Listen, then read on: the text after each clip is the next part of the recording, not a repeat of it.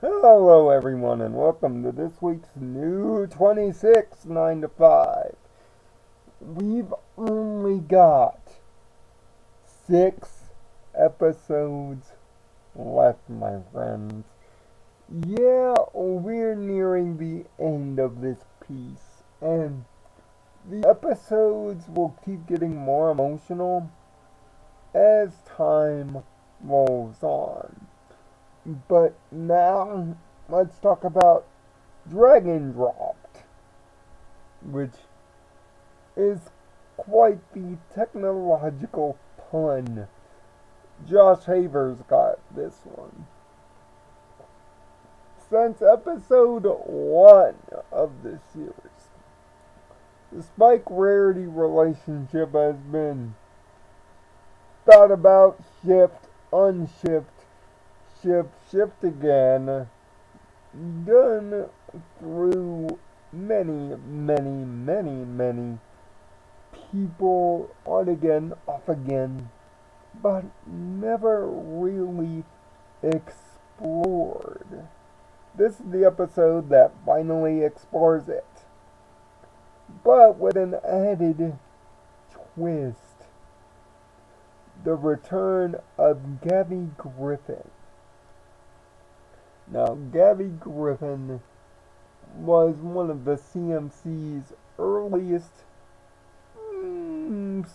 failures turned success, becoming the first Griffin with a quote-unquote cutie mark and the fourth member of the CMC proper.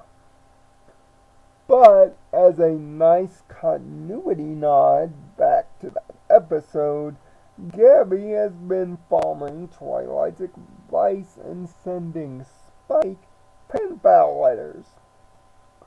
These pen pal letters have led to them actually doing things together, which is rather cute. The downside, Rarity doesn't know about it and finds out the hard way. She is taking it like a romantic interest, like she's been dumped for the real other girl. And now Rarity tries way too hard to get Spike back. But it is in this notion that we get not one moral, we get two. The main moral of the episode is you never know how much you value a friend's time until they're no longer around. Trust me, this happens all the time. Whether you have lifelong family friends, whether you have a school friend, whether you have a social networking friend, this is a thing. When you're spending time with the same friends every day, you become accustomed to their presence. But when they go off and see other people, wink wink, it can be rather difficult to deal with their presence not being around, and them having more fun, supposedly, or equal amounts of fun with that other person. It makes you devalue yourself, or makes you question whether what you were doing was wrong, or even to the worst part, it makes you really depressed and unable to carry on because you feel like something's missing. And poor Rarity goes through all these symptoms. And oh, by the way, there are references aplenty to other Spike or Rarity based episodes. Ogres and Ovulettes are used here. The Gem Cave from a Dog and Pony show as well. Well, and countless other references. I mean, shoot, every character is even used rather constructively here. And I have to give points to my beloved waifu for her two very funny, very short, and very entertaining couch talks. I hope she's willing when she rules to have these couch talks too. It would be rather interesting. But it's through this that the second moral comes through. And it's the notion of jealousy.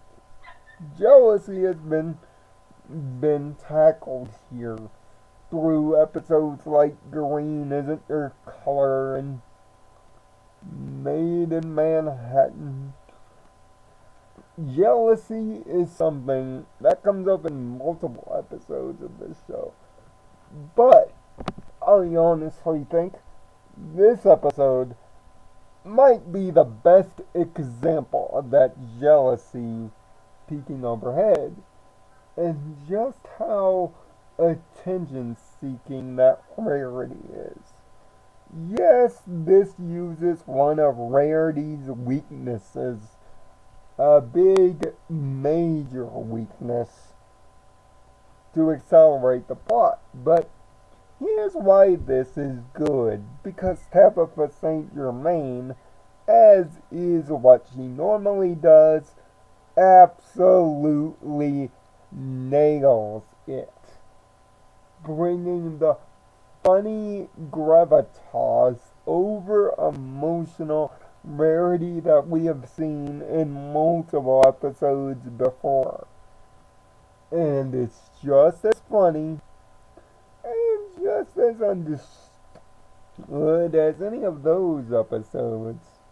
And yes, the two montages really do hit you in the feels. Yes, the ship hasn't necessarily sailed yet, but it looks like the champagne might be getting ready to crack over the Rarity Spike ship very, very soon. And I know some people will have their doubts or not necessarily like this ship, but come on. The ship has been on again, off again from the beginning. To me, if you weren't going to close it way early, you're definitely going to sail with it late. And I say sail. Love conquers all. I love romantic relationships. I love couples in general. Heck, that's even how I write my own head in couples. That's how much I like them.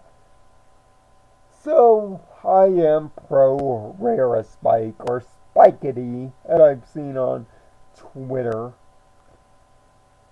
But this episode is delightfully funny and delightfully relatable. Both characters do well. Every one of the main six are used sparingly and smartly, and there's some good comedy. And yes, Tabitha St. Germain nails this sucker down. And 16 Candles references, cause why not? The return of Gabby Griffin is a nice nod of continuity, and their relationship is totally believable. Sure, Rarity's attitude in the first and second acts might come off as a little bit insufferable, but everybody does such a good job here, and the moral is a good one, if not a bit tricky to pull off, and it gets by. It's not part of the 6 club, but it is part of the 5 club. Dragon Drop gets a 5 out of 6. Now, next week is Starlight's last episode? Huh. This should be interesting considering Trixie is at the party too. Yeah, these episodes are about to get real fun, but also real heavy. The time of the end is near, my friends. We have a month to go. So, what are your feelings on Dragon Drop? Are you pro Spikety, or are you not feeling that ship and would rather have it sink at the end? What are your thoughts on the episode? Leave a like, a comment, especially. I do respond to them, and yes, I did see you, Shady Mint, and yes, that was funny last week. It was totally hilarious. And make sure to follow the end card cues to subscribe. Check out last week's review for She Talks to Angel. And check out the playlist for everything Season 9. Yes, I've got comic reviews that I need to catch up on. But here's a quick update. I'll get to those once the season ends. I'm going to get all the heavy stuff out of the way so that I can focus almost exclusively on the comics because they deserve their own time. So, sorry if I have been busy on that. But until next week, I'm Nirvana Sparkle. Find peace in your own Nirvana. I'll see you next week.